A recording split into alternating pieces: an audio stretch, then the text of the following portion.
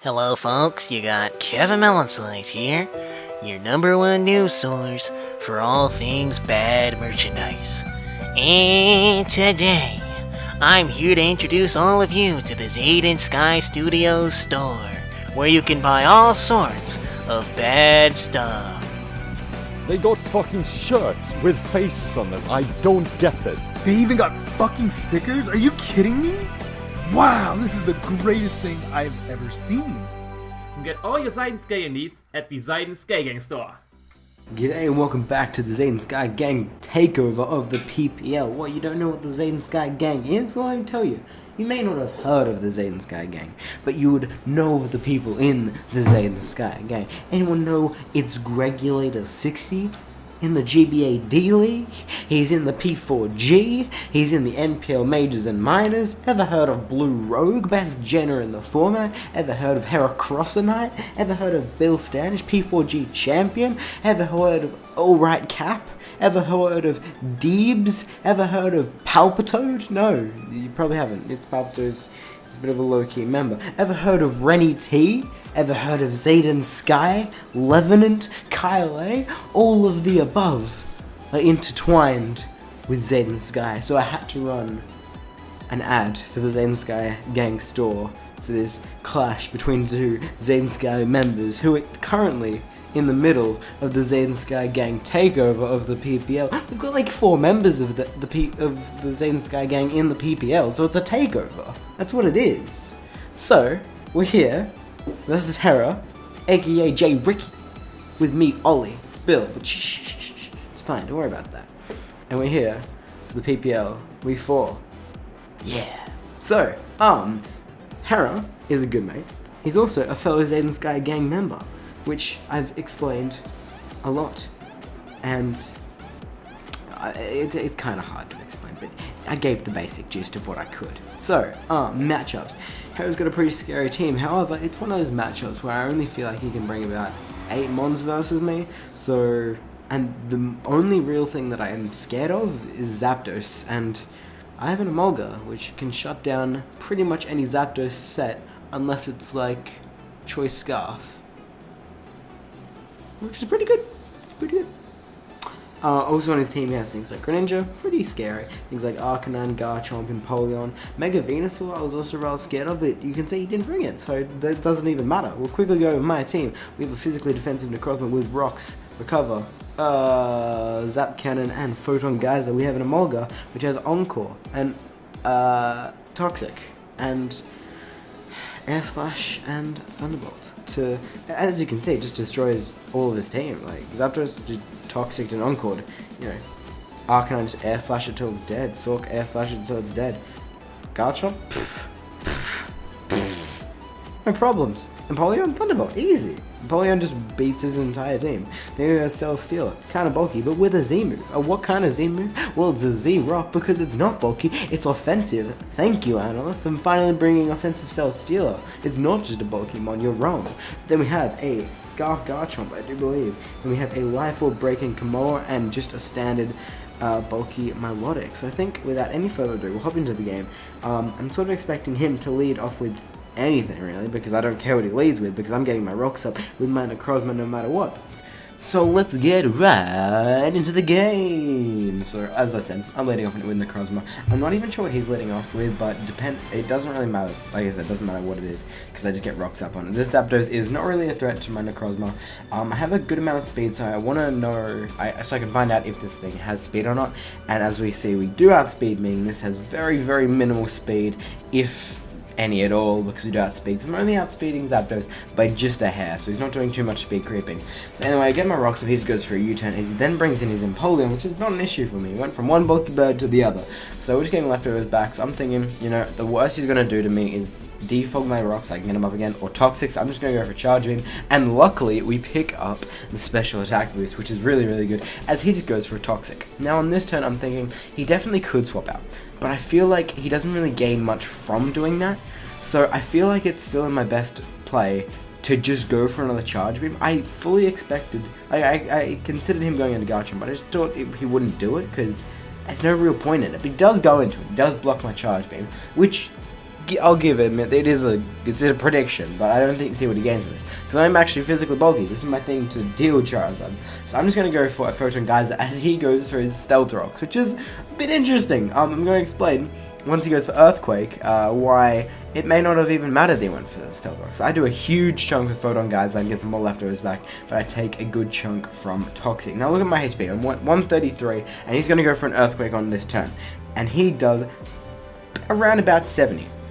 Meaning that he can go for 2 of those, and it only does about 70. Meaning he wouldn't actually be able to take me out with 2 Earthquakes. So there's no situation where that Garchomp is alive because of that play. I probably would have died to Toxic this time because I did take quite a lot, but 2 Earthquakes plus the 1 round of Toxic was not killing me. Either way, he sends in his Greninja rather, just to revenge my Necrozma, and he just does that with a Dark Pulse because I don't really have a need to keep around Necrozma anymore because I've got other things to check, like a potential Sork or Arcanine. So anyway, I'm just going to send in my Jimmy Felground, because it's not Felground for this week, for whatever reason. And we're just going to go for the Clanging Scales as we hit the Arcanine coming in, and he'll go for the Intimidate. Unfortunately for him, though, we are a special Kommo-o, and so the Clanging Scales just goes off and absolutely decimates the Arcanine, which is fantastic for us. Kommo-o picking out his first kill for this game. He's then going to send his in Empoleon. Now, I am -1. But I still feel like I can do a good chunk, if not kill. So I'm just going to go for the close combat. He actually reveals to have the Chopper Bear. I'm like, okay, he's probably going to go for an Ice Beam and just take me out. But he actually takes this turn just to defog, which is really crazy because the whole Garchomp play is absolutely wasted. It's just a one-off trade for him doing absolutely nothing. So yeah, but either way, we're just going to fire off another close combat here, knowing he'll take this out, but he actually decides to swap out into a Zapdos, so I guess he was trying to get rid of the rocks on the field so his Zapdos could come in a little bit more free, which is fair enough, but will do about 20-ish% with that close combat. Now this turn, I expect him to go for an attacking move, because Clanging Scales does 55% to any spread no matter what, so I'm going to go for the Dragon Meteor, try and get like 70% off and then die, but unfortunately for him and me, we get a bit of a crit, which is unfortunate. Now I'm going to take these next few turns to actually explain, my whole thoughts on that crit, because it is a bit of a slow game after this. Now, yes, he said he went for Roost. He did tell me that he went for Roost. I don't really agree with that play because Clanging Scales, no matter what your set was, did a minimum of 55%. So he was just losing HP by doing that. And he wasn't leftovers, I did believe. Actually, he may have. But either way, Clanging Scales, it would have two-shot, no matter what. So I don't agree with the Roost play. However, if I do just drop the Draco, he lives, he goes to the Roost, I'm just going to drop another Draco, and then it's probable that on the next turn, he's going to take me out. Otherwise, he's just risking another crit, which isn't a good move. At that point, I can send in my Emolga, go for a Toxic, go for a Roost, go for an Encore. No matter what, I can beat that Zapdos 1v1. Because I checked its set, it was Spit F, it had Roost, I believe, Toxic, Thunderbolt, and Extra Sensory. Most of that I can beat with Emolga. Now, looking at the rest of his team, if I bring in Emolga versus Zapdos, he doesn't have a safe switch in. Greninja doesn't want to switch into Emolga. Sork does not want to switch into Emolga. Empoleon doesn't want to switch into Emolga. And Greninja's the only thing that can actually offensively check me, because I can basically one-shot a Sork. I Encore the Zapdos into whatever, and I can just Thunderbolt the Empoleon, which is pretty low. So unless he got a safe switch into Greninja, Emolga went in versus his team. And versus his Greninja, I've still got this Milotic, which absolutely walls him to hell and back. So I think at that point, once he lost Arcanine and his Garchomp, Milotic and Emolga really just went in versus his entire team. Losing Zapdos on his team really sucked for him, because Zapdos was a big mon that could have potentially checked my Milotic, but again, I did have that Emolga, which had the Lightning Rod. I also had Celesteela still in the back, which had Earthquake, Z Stone Edge, and Heavy Slime, which beat a lot of his team.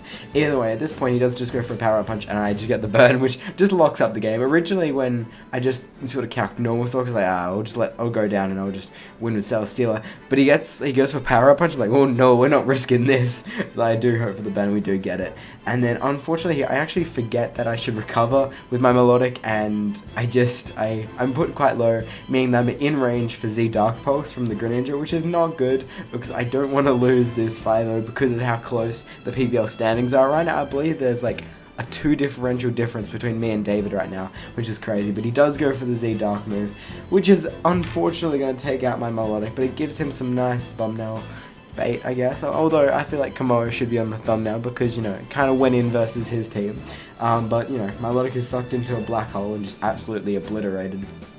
And we'll just send in our Celesteela here. I could have gone into Gengar. Gengar was a safe play because I was Scarf and I could have outsped. But I want to show the analysts that this Celesteela can be offensive. I brought it offensive. He goes to Ice Beam, which is 100% the play, because if he got a freeze, he potentially had a chance to bring it back. Unfortunately, does not get it for him, and I can just go for my Z Stone Edge and absolutely obliterate this Greninja. Almost said Gengar, but yeah, we take out the Greninja and we pick up a 4-0 win for the Adelaide Honchkrows in the PPL versus Hera. So, post-game analyses stuff. Obviously, the crit on Zapdos massively affected the way the game went. I still believe that I had a pretty alright standing in the game just because of the mons I had, the mons he had. Just mainly with him, just basically Emolga. Emolga's the best mon in the PPL right now. It doesn't have any kills, but it's come to a game so far and it hasn't died. So, it's currently undefeated in the PPL. So, you know, and I'm pretty sure it was undefeated last season too, and the season before that, and the season before that. So like, it literally hasn't died in the PPL. So like, are you just gonna sit here and tell me it's not the best mon ever? Well, that's just factually wrong. When a mon has not fainted in a whole league's history, then you cannot tell me that it's not the best mon ever. That's just facts, okay? So yeah. Emolga's now on my team. I generally don't see how anyone is going to beat me now, just because, like, just look at my team. It's like, oh, I might even be doing a trade soon. So, like, jeez. Team is looking spicy. I like my team. Do you like my team? Yeah, Hera, I love you. You're a great bloke. I enjoyed the game. I know you did. But anyway, hopefully you guys enjoyed. My name is Mr. and adios.